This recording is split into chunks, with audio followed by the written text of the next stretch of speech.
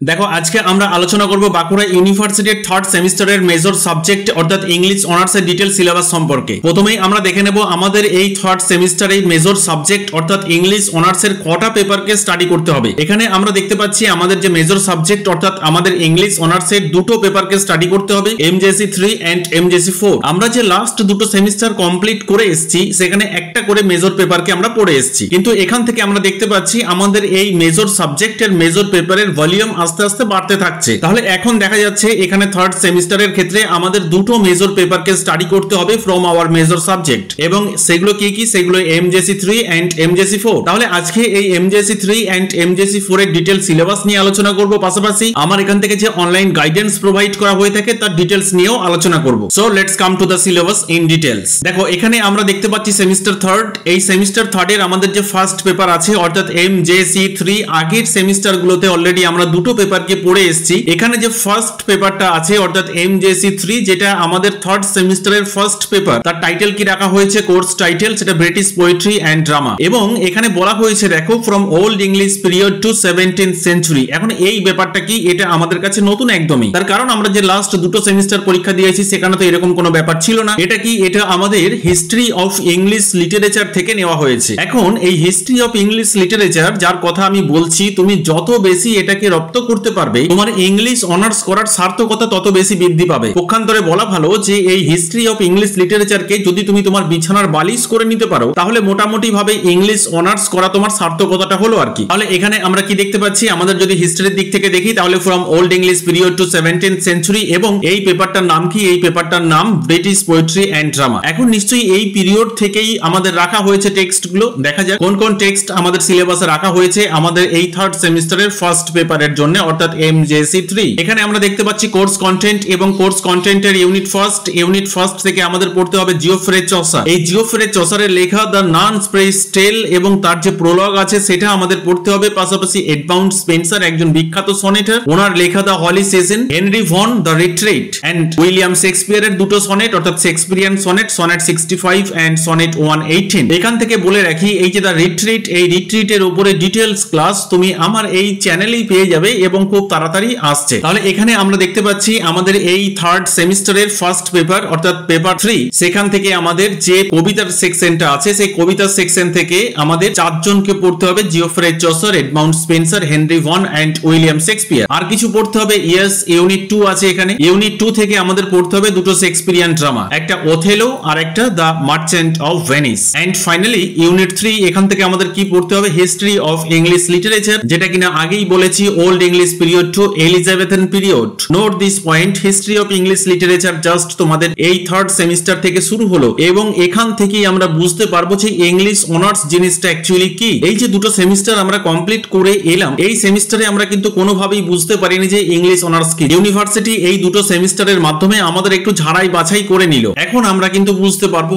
এই third semester থেকে যে অ্যাকচুয়াল ইংলিশ অনার্স জিনিসটা কি। কেন কি? এখানে বিরাট টাফ একটা পেপার তোমাদের দেওয়া হয়েছে, সেটা কি? History of English literature. এটা দেখবে আমাদের প্রত্যেকটা পেপারই আছে এই পোরশনটা, এবং তোমার ফোর্থ সেমিস্টারের মধ্যে entire history of English literature complete হয়ে যাবে, বিশেষ করে ফোর্থ সেমিস্টারের পেপার 7 পর্যন্ত। তাহলে আমরা পেপার 3 এখানে আমরা কি দেখতে পেলাম? এখানে আমরা তিনটে ইউনিট পেলাম। প্রথম ইউনিটে আমরা কি পেলাম? এখানে আমরা কবিতার সেকশন পেলাম। ইউনিট 2 তে আমরা পেলাম ড্রামা সেকশন, এন্ড ইউনিট 3 তে পেলাম হিস্ট্রি পোরশন। এখন এই যে ইউনিট গুলো আছে এখান থেকে কি ধরনের কোশ্চেন হয়ে থাকে আমরা সেটা পরবর্তী ডিসকাশনে আলোচনা করব যে কোন ইউনিট থেকে কত নাম্বারের কোশ্চেন আসে। বুঝতে পারলাম আমরা আমাদের এমজেসি 3 ডিটেলস সিলেবাস কি আছে। এরপরে দেখো আমাদের পেপার 4 অর্থাৎ সেমিস্টার 3 এমজেসি 4। এখান থেকে আমরা কি পাচ্ছি? এখান থেকে আমরা যে পেপারটা পাচ্ছি আমাদের মেজর পেপার, তার টাইটেল কি রাখা হয়েছে? British poetry and drama from 17th century to 18th century. এই যে 17th century to 18th century এই পিরিয়ডের মধ্যে কোন কোন টেক্সট গুলোকে আমাদের সিলেবাসে রাখা হয়েছে? প্রথমেই দেখো আমরা পাচ্ছি কোর্স কন্টেন্ট, এবং এখানে ফার্স্ট ইউনিট। এখানে কাকে পাচ্ছি? জন মিল্টন, এবং জন মিল্টনের লেখা তার বিখ্যাত